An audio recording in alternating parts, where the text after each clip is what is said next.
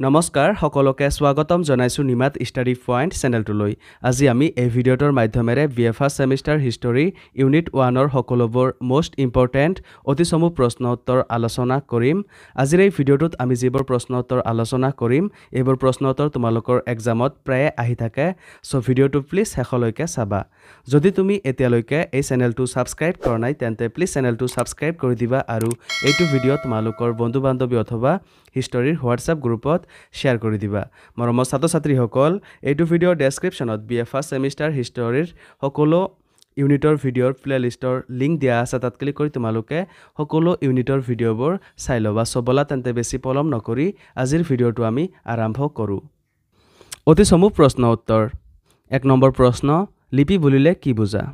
উত্তৰ, লিপি মানে হ'ল লিখাৰ নিয়ম বা পদ্ধতি। 2 নম্বৰ প্ৰশ্ন, ভাৰতৰ প্ৰাচীনতম সাহিত্য কি আছিল? উত্তৰ, ভাৰতৰ আটাইতকৈ পুৰণি সাহিত্যিক গ্ৰন্থ হৈছে ঋগ্বেদ। 3 নম্বৰ প্ৰশ্ন, বেদ কেইখন আৰু কি কি? উত্তৰ, বেদ 4খন, সেয়া হ'ল ঋগ্বেদ, যজুৰ্বেদ, অথৰ্ববেদ আৰু সামবেদ। 4 নম্বৰ প্ৰশ্ন, সিন্ধু উপত্যকাত আৱিষ্কাৰ হোৱা এবিধ গুৰুত্বপূৰ্ণ সমল উল্লেখ কৰা। উত্তৰ, সিন্ধু উপত্যকাত আৱিষ্কাৰ হোৱা এবিধ গুৰুত্বপূৰ্ণ সমল হ'ল তাম। 5 নম্বৰ প্ৰশ্ন, ভাৰতৰ প্ৰথম বুৰঞ্জীমূলক পুথিখনৰ নাম কি? উত্তৰ, ভাৰতৰ প্ৰথম বুৰঞ্জীমূলক পুথিখনৰ নাম হ'ল ৰাজতৰংগিনী। ইয়াৰ লিখক হ'ল কলহন। 6 নম্বৰ প্ৰশ্ন, বৌদ্ধ সাহিত্যৰ ভাগ কেইটা আৰু কি কি? উত্তৰ, বৌদ্ধ সাহিত্যৰ ভাগ 3টা, জাতক, পিটক আৰু নিকাই। মৰমৰ ছাত্ৰ ছাত্ৰীসকল, ভিডিঅ'টো আগবঢ়োৱাৰ আগতে এটা সুখবৰ। তোমালোকৰ বাবে আমি অতি কম মূল্যত মাত্ৰ 49 টকাত BA first semester history complete question answer guide প্ৰস্তুত কৰিছোঁ, য'ত প্ৰতিটো ইউনিটৰ A to Z প্ৰশ্ন উত্তৰ বিশদভাৱে আলোচনা কৰা হৈছে, যিবোৰ প্ৰশ্ন উত্তৰ পঢ়িলে তোমালোকৰ পৰীক্ষাত 100% কমন পৰাটো নিশ্চিত। যোৱা বছৰ প্ৰায় 5000ৰো অধিক ছাত্ৰ ছাত্ৰীয়ে এই ই-বুকটো কিনিছিল আৰু তেওঁলোকে পৰীক্ষাত ভাল ফলাফল দেখুৱাবলৈ সক্ষম হৈছিল বুলি তেওঁলোকে জনাইছে।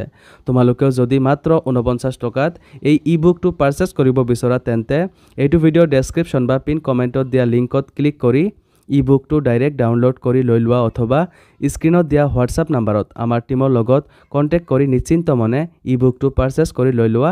ধন্যবাদ। 7 নম্বৰ প্ৰশ্ন, সিন্ধু সভ্যতাৰ নামটো কেনেকৈ আহিল? উত্তৰ, হৰপ্পা আৰু মহেঞ্জোদাৰো আদি প্ৰধান চহৰবোৰ সিন্ধু নৈৰ উপত্যকাত অৱস্থিত হোৱা বাবে এই সভ্যতাৰ নাম সিন্ধু সভ্যতা ৰখা হৈছে। 8 নম্বৰ প্ৰশ্ন, সিন্ধু সভ্যতাৰ যুগৰ 2খন প্ৰধান চহৰৰ নাম উল্লেখ কৰা। উত্তৰ, সিন্ধু সভ্যতাৰ যুগৰ 2খন প্ৰধান চহৰৰ নাম হ'ল মহেঞ্জোদাৰো আৰু হৰপ্পা। 9 নম্বৰ প্ৰশ্ন, সিন্ধু সভ্যতাৰ যুগৰ প্ৰথম আৱিষ্কৃত হোৱা এখন চহৰৰ নাম লিখা। উত্তৰ, সিন্ধু সভ্যতাৰ যুগৰ প্ৰথম আৱিষ্কৃত হোৱা এখন চহৰৰ নাম হ'ল হৰপ্পা। 10 নম্বৰ প্ৰশ্ন, প্ৰাচীন ভাৰতৰ প্ৰথম ভগ্নাৱশেষ কোনবোৰক কোৱা হয়? উত্তৰ, হৰপ্পা সভ্যতাৰ ভগ্নাৱশেষবোৰক কোৱা হয়। 11 নম্বৰ প্ৰশ্ন, সিন্ধু সভ্যতাৰ পতনৰ প্ৰধান কাৰণ আছিল ভূমিকম্প, বিদেশী আক্ৰমণ, বানপানী। ইয়াৰ কোনটো? উত্তৰ, সিন্ধু সভ্যতাৰ পতনৰ কাৰণ আছিল বানপানী। 12 নম্বৰ প্ৰশ্ন, ভাৰতবৰ্ষৰ আটাইতকৈ প্ৰাচীন ধৰ্মপুথিখনৰ নাম কি লিখা? উত্তৰ, ভাৰতবৰ্ষৰ আটাইতকৈ প্ৰাচীন ধৰ্মপুথিখনৰ নাম হ'ল ঋগ্বেদ। 13 নম্বৰ প্ৰশ্ন, আৰ্যসকলৰ ধৰ্ম কি পদ্ধতিৰ আছিল? উত্তৰ, আৰ্যসকলৰ ধৰ্ম যজ্ঞকেন্দ্ৰিক পদ্ধতিৰ আছিল। 14 নম্বৰ প্ৰশ্ন, চতুৰাশ্ৰম বুলিলে কি বুজা? উত্তৰ, জীৱনক 4টা স্তৰত ভগোৱা পদ্ধতিকে চতুৰাশ্ৰম বোলে, যেনে ব্ৰহ্মচৰ্য, গাৰ্হস্থ্যাশ্ৰম, বানপ্ৰস্থাশ্ৰম আৰু সন্ন্যাসাশ্ৰম। 15 নম্বৰ প্ৰশ্ন, বৰ্ণ বুলিলে কি বুজা? উত্তৰ, সমাজৰ বিভিন্ন শ্ৰেণী বা গোটক বুজাবলৈ বৰ্ণ শব্দটো ব্যৱহাৰ কৰা হৈছিল। 16 নম্বৰ প্ৰশ্ন, 4 শ্ৰেণী কি? উত্তৰ, ব্ৰাহ্মণ বা পুৰোহিত শ্ৰেণী, ক্ষত্ৰিয়, বৈশ্য আৰু শূদ্ৰ। 17 নম্বৰ প্ৰশ্ন বেদৰ যুগত প্ৰশাসনক সহায় কৰা দুটা অংগৰ নাম লিখা উত্তৰ সভা আৰু সমিতি 18 নম্বৰ প্ৰশ্ন সকলোতকৈ প্ৰাচীন বেদ কোনখন উত্তৰ ঋগবেদ 19 নম্বৰ প্ৰশ্ন আৰ্যসকলৰ প্ৰথম আৰু প্ৰধান বেদখনৰ নাম কি উত্তৰ আৰ্যসকলৰ প্ৰথম আৰু প্ৰধান বেদখনৰ নাম হ'ল ঋগবেদ 20 নম্বৰ প্ৰশ্ন প্ৰাচীন ভাৰতৰ ইতিহাসৰ সমলবোৰ কি কি উত্তৰ প্ৰাচীন ভাৰতৰ ইতিহাসৰ সমলবোৰ হ'ল দেশীয় সাহিত্য বৈদেশিক সাহিত্য লিপি মুদ্ৰা অৱশেষ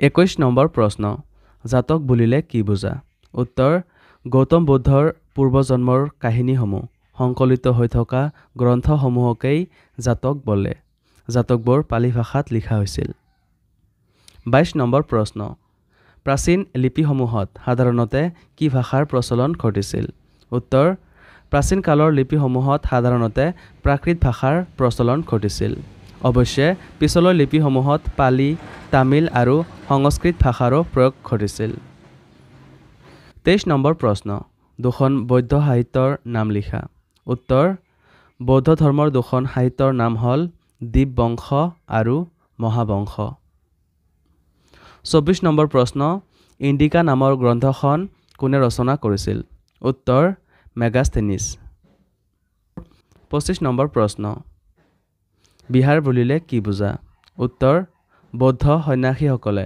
একেলগে বাস কৰা ধ্যান ধাৰণা কৰা স্থানকে বিহাৰ বুলি কোৱা হৈছিল 26 নম্বৰ প্ৰশ্ন স্তূপ বুলিলে কি বুজা উত্তৰ বৌদ্ধ ধৰ্মত গুৰুত্বপূৰ্ণ ধৰ্মীয় স্মৃতি চিহ্ন বা পবিত্ৰ ঢিপিবোৰক স্তূপ বোলা হয়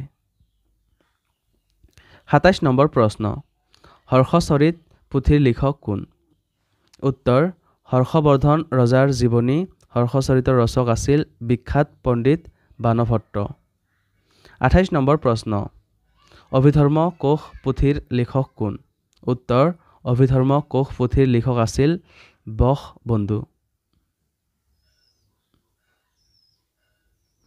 29 নম্বৰ প্ৰশ্ন সৰ্বপ্ৰথম দশমিকৰ গণনা কোনে আৰম্ভ কৰে উত্তৰ সৰ্বপ্ৰথম দশমিকৰ গণনা আৰ্যভট্টই আৰম্ভ কৰে 30 নম্বৰ প্ৰশ্ন বৈদিক যুগৰ চতুৰ্থখন গ্ৰন্থৰ নাম লিখা উত্তৰ বৈদিক যুগৰ চতুৰ্থখন গ্ৰন্থৰ নাম হ'ল অথৰ্ববেদ মৰমৰ ছাত্ৰ ছাত্ৰীসকল আজিলৈ এইখিনিয়ে তোমালোকে যদি এতিয়ালৈকে মাত্ৰ 49 টকাত BA first semester history complete question answer গাইডটো পাৰচেজ কৰা নাই তেন্তে এইটো ভিডিঅ'ৰ ডেছক্ৰিপশ্যন বা পিন কমেণ্টত দিয়া লিংকত ক্লিক কৰি ই বুকটো ডাইৰেক্ট ডাউনলোড কৰি লৈ লোৱা অথবা স্ক্ৰীনত দিয়া হোৱাটছআপ নাম্বাৰত আমাৰ টিমৰ লগত কণ্টেক্ট কৰি নিশ্চিন্ত মনে ই বুকটো পাৰচেজ কৰি লৈ লোৱা ধন্যবাদ